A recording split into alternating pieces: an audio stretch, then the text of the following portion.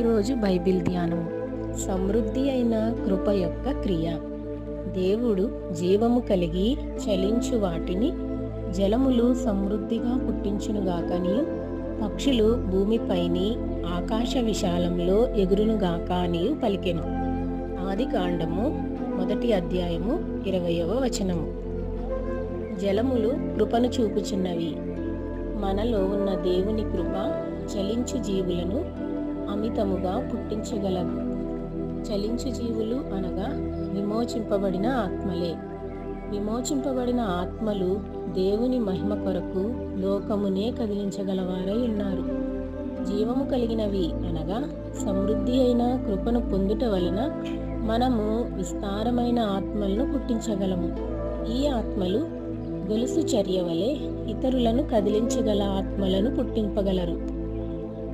పక్షులు భూమిపైని ఎగురునుగాక.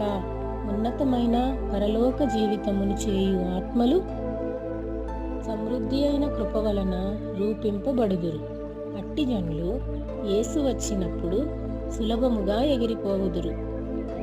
భూమిపైని ఆకాశ విశాలములో ఎగురును. విశాలమైన ఆకాశమును గురించిన దర్శనము మనలో లేని ఎడల మనము లోకస్తుల కంటేను ఉన్నతమైన జీవితము చేయుటకో లోకమునకు పైగా ఎగురుటకో సాధ్యము కాదు. దేవుని బిడ్డ, మనలో ఉన్న దేవుని యొక్క సమృద్ధి అయిన కృప మనలోను మరియు మన ద్వారాను గొప్ప కార్యములను చేయగలవు. మనకు అనుగ్రహింపబడిన దేవుని కృపను నిరర్ధకము చేయకుందుముగాక.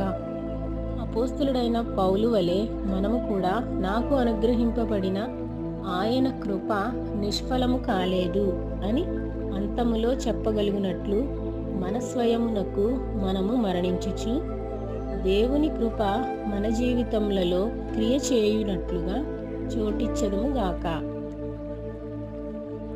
ఈ వీడియో యొక్క పూర్తి స్క్రిప్ట్ కావాలనంటే దయచేసి దిగువ వివరాలను పరిశీలించండి. ఈ వీడియోలు క్రమంగా పొందగోరితే దయచేసి సబ్స్క్రైబ్ చేసుకోండి.